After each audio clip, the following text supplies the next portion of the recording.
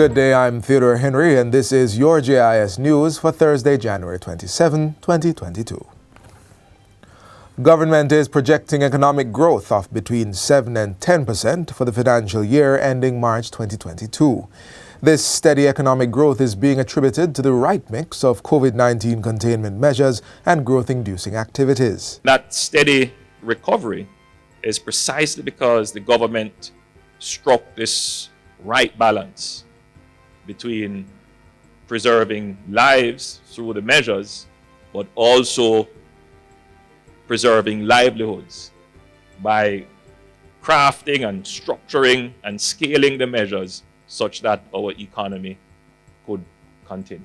Prime Minister Andrew Holness was addressing day one of the two-day Jamaica Stock Exchange Regional Investments and the Capital Markets Conference. For the quarter ending September 2021, the economy grew by 5.8%, following growth of 14.2% in the preceding quarter. By the end of September 2021, economic value added was 6% below pre-pandemic levels. Prime Minister Holness says remittances from the Jamaican diaspora buffered the island's balance of payment and net international reserves when the tourism sector was forced to shut down at the onset of the pandemic. The industry has since bounced back, with stopover arrivals by December 2021 being at 80% of 2019 levels. Despite the pandemic, we are experiencing a boom in hotel and resort development, with 8,000 new hotel rooms in varying stages of development and planning. The construction industry has seen 4 consecutive growth quarters with increased activity in commercial and residential development. Jamaica has also maintained its sovereign debt ratings as well as its favorable business and consumer confidence. Meanwhile, Finance Minister Dr. Nigel Clarke says he's expecting a response from members of the banking industry following a meeting regarding recent increases in fees being put forward by 2 commercial banks. Dr. Clarke is urging stakeholders to consider the economic and social structure of the country as prices are set.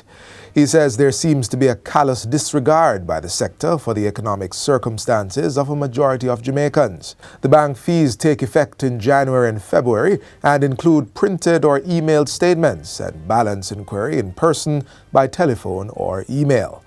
However, it is ATM withdrawal fees, which range from $25 to $60, that have angered many consumers. Before this round of increases, it was free. Now, I thought that the idea was to graduate customers from inside the banking hall to using the digital channels. How do you expect to do that if you're going to charge people to withdraw their own money from an ATM?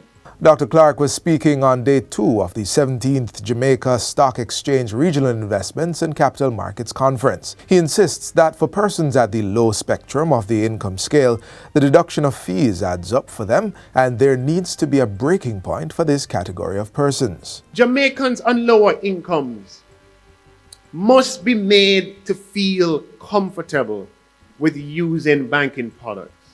They must feel as if their realities are taken into account in the way a bank designs its products and the bank prices its products. And they must have confidence that they're going to be treated equitably and fairly. Local genome sequencing has finally started with testing for variant COVID-19 strains. This follows the training of personnel in the use of Jamaica's first genome sequencing machine. Health and Wellness Minister Dr. Christopher Tufton says the training course went well. It was conducted with the assistance of 2 international trainers from Illumi, manufacturers of the machine. And that is going well. I spoke to the team, and they are really applying themselves to the training process today, looked at the instrument, learned a little bit about the process, and very happy to note that we are finally commissioning the use of the machine. The minister was addressing a recent digital press conference following a tour of the UHWI microbiology lab where the genome sequencing machine is housed. Prime Minister Andrew Holness has signaled government's intent to remove COVID-19 containment measures enclosed in the Disaster Risk Management Act DRMA. Mr. Holness says the gradual lifting of restrictions will continue in the coming months with the goal of discontinuing the DRMA. According to the Prime Minister, while necessary for public health, the measures have had a devastating impact on all other sectors, particularly the economy and education. As a result, he says the state is resolute on getting the economy back on track quickly and will not allow restrictions such as lockdowns to impede recovery. And if it is that our vaccination rates don't rise to the level where we can be guaranteed herd immunity, then the government can only help our citizens by providing them with information, encouraging them to get vaccinated.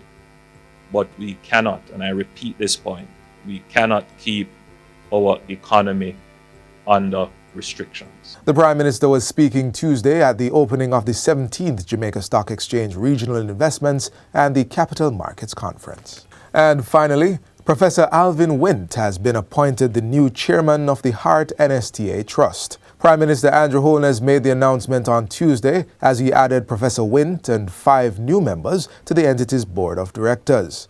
Professor Wint's appointment became effective on January 17, along with Professor Colin Giles, Dr. Merritt Henry, Gloria Henry, Professor Aldry Henry Lee, and Professor Halden Morris. The other board of directors who have been appointed since March last year are Senator Cavan Gale, Dr. Kofi Nkrumah Young, Georgia Gibson Henling, Wayne Robertson, Dr. Alicia Charles, Marlon Morgan, Brian Bennett Easy, Catherine Williams, and Clement Lawrence. Prime Minister Holness says Professor Wint and the reconstituted board is being tasked with driving efficiency, improve outcomes, and strategic changes to meet the training needs of Jamaicans. The board is also expected to ensure that policy directives are followed by management. The Professor Wint-led board will also accommodate the recently announced strategic review of the Heart NSTA Trust by the Jamaica Education Transformation Commission.